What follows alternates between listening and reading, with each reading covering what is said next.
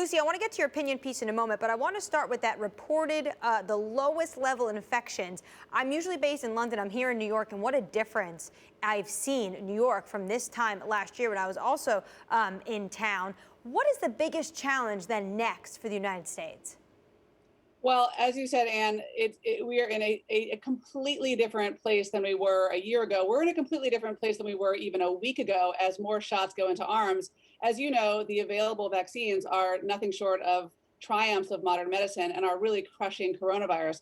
That said, we still have more work to do. The pandemic is not over. We still have vulnerable populations who are not vaccinated. We have some hesitancy. The ground game is on right now, where we need to help people understand how very successful these vaccines are and how the vaccines are going to help them re-enter life. So we're now trying to help people really, really get the treatment they need to resume normalcy.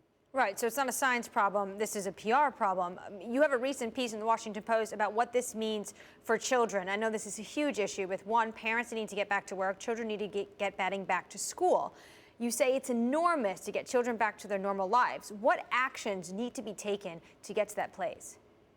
Well, thank you for asking. So we put out this opinion piece in the Washington Post, and we're arguing this, that we need to use science and data to drive our personal decisions as parents. I'm a mother of three, and to drive public health decision making. So the CDC thankfully lifted outdoor mask mandates for vaccinated or unvaccinated children at camp this summer, which makes complete sense. And I wrote about it in The Atlantic a couple of weeks ago.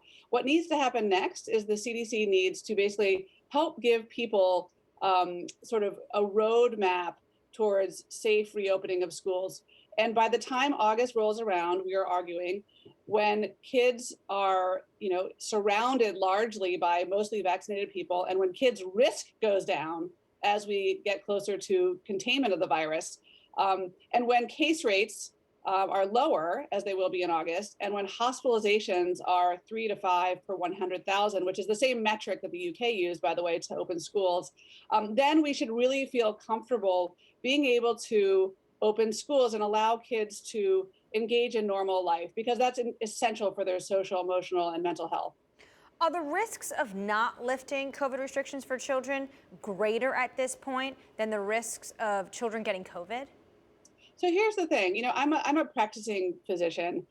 Risk is really, really, really unique to each person, right? We each have unique medical vulnerabilities, and we have risk tolerances that vary, and we need to respect that in every single child, every single parent. At the same time, when we're thinking about broad public health advice, we need to understand that there are harms of actions and there are harms of inaction. So for most kids who by August will be very, very low risk in general for the harms of COVID-19, and who stand to benefit enormously from being not just unmasked, but being able to engage in normal classroom activities and relate to their peers and play sports outside without masks and just be normal, be a normal kid. That is essential, and arguably by August in particular, the benefits of lifting the restrictions will outweigh the harms. I just also want to get a sense from you. I'm normally in London, where right now the UK government is very worried, even potentially not going to have the final liftoff of the economy on June 21st because of the spread of the variant from India. How worried should we be about the variant from India and some other countries in the United States? So the good news here is that the current vaccines in the United States, which we are in the luxurious position of having lots of doses of, the current vaccines are powerful weapons against the circulating variants. At the same time, we need to understand that our public health policies need to take into consideration our global allies.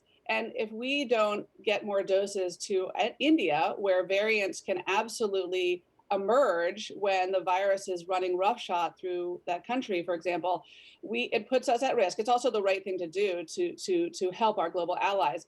But right now in the United States, we are in a very, very, very, very luxurious position of crushing coronavirus with the vaccines we have. Yes, I would say definitely it just being in New York, anyone seems to be able to get a vaccine. I will say, this was not the case when I left London about 3-4 weeks ago.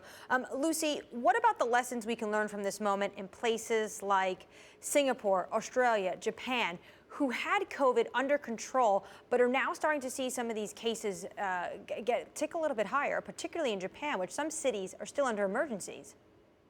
Right. The short answer is this: get vaccinated. Hmm. If you are eligible for the vaccine, take it. These vaccines basically take death and severe disease off the table. They reduce your risk of getting symptomatic COVID-19 by it's shocking how effective they are, and they are powerful weapons against the variants of the United States right now, and they are the ticket towards normalcy.